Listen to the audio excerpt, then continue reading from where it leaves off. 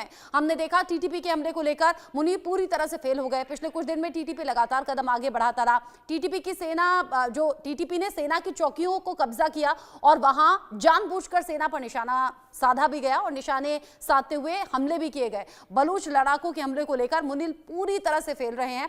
Train hijack को लेकर भी आसिम मुनीर की स्ट्रेटेजी काम नहीं आई। सेना के काफिले पर अटैक को लेकर भी फेल रहे। एक के बाद एक सेना को निशाना बनाया जाता रहा, हमले होते रहे। बीएलए ने आईईडी धमाका करके गाड़ी उड़ा दी और यहां भी आसिम मुनीर और उनकी स्ट्रेटेजी काम नहीं आई।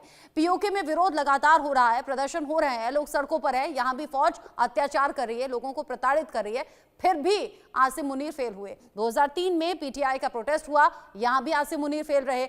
इमरान के समर्थकों ने सेना मुख्यालय पर हमला कर दिया, यहां भी आसिम मुनीर फेल रहे।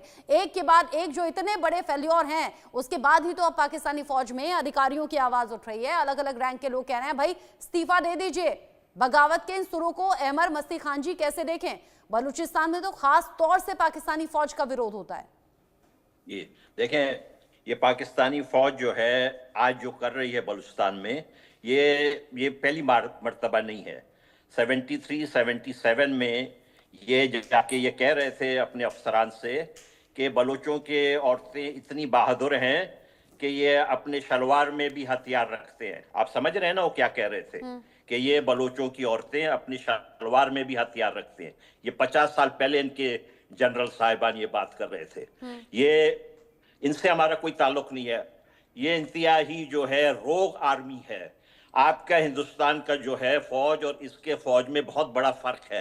आप देख लें, वो कभी भी आपके वजीर आजम किसी सिविलियन के आगे आके खड़ा होकर ये नहीं कहता है कि मैं मालिक हूं और आप मेरे नौकर हैं। ये लोग जो हैं, ये फौज ही देखे, सब में बड़ा प्रॉब्लम पाकिस्तान का है। आप देख लें, इनकी जिहादी माइंडसेट है। ये जो है ना, इनकी जिहादी माइंडसेट कि हम भाई हिंदुओं के साथ लड़ेंगे, हम फिलाना करेंगे, ये करेंगे, वो करेंगे। हमारे जमीन पे आके इन्होंने न्यूक्लियर टेस्ट किए। इनको कोई हक नहीं था कि हमारी पीसफुल जमीन, हमें ना हिंदुओं से नफरत है, ना हमें ईसाइयों से है, ना यहूदियों से है। इनके जहन खराब है। अब देख लें, फौजियों में के अंदर उसके खिलाफ बगावत हो गया है। इसके अंदर जो है पहले ही दरारे पड़ चुके थे। फौज में एक बड़ा हिस्सा जो है इमरान खान के सपोर्टर था। अब जो है वो नीचे लेवल पे जो है ये जो इसके जो हरकत है आसिम मुनीर साहब के, उसके खिलाफ नीचे लेवल्स में जो है बगावत हो गया है। ये जो है हाईली अनपॉपुलर। इसने जो है, जो पहले फौज का एक गुमान होता था ना, वो सब अब खत्म हो गया।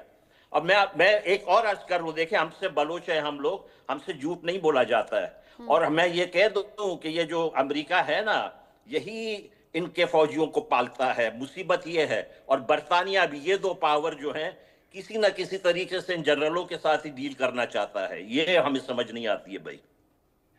आपने कहा कि बलूच कभी झूठ नहीं बोलते।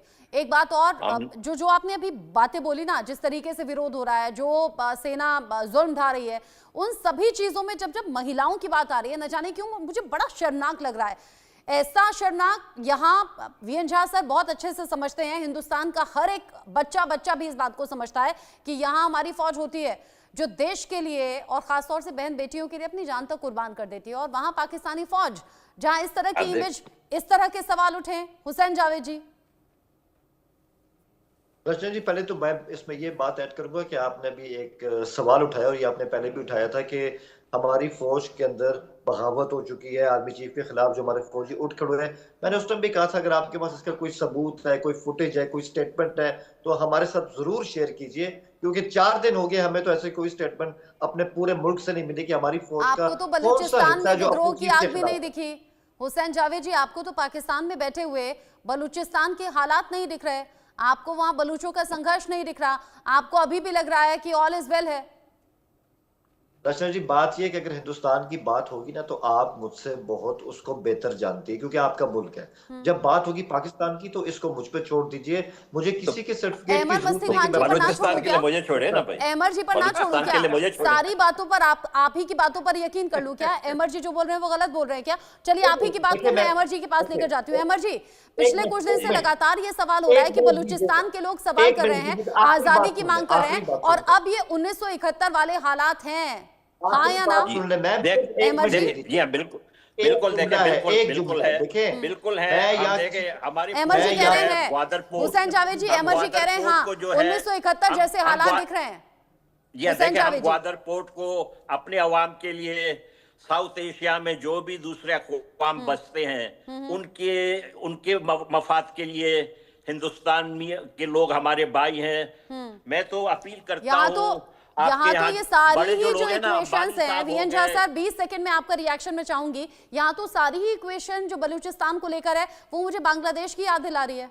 बिल्कुल जी हाँ, बिल्कुल बिल्कुल, ये बांग्लादेश नंबर की 2 है। हाँ, बांग्लादेश की आपको जरूर याद दिला रही है। और लेकिन वही बांग्लादेश आज के दिन में किस तरह से हिंदुस्तान के साथ में पेश आ रहा है, वो हाँ। वो किसी से छुपी नहीं है। हाँ। हमारे कितने हजारों हमारे सैनिक बलिदान दी थी बांग्लादेश के लिए, लेकिन उसका आज का नतीजा क्या है? कुछ नहीं है। रचना जी, जब आप डिस्क्रिप्शन दे रहे थे, मैं आपको कुछ बताना चाहता था। आप एक बहुत इंपॉर्टेंट चीज भूल गए फौज के बारे में।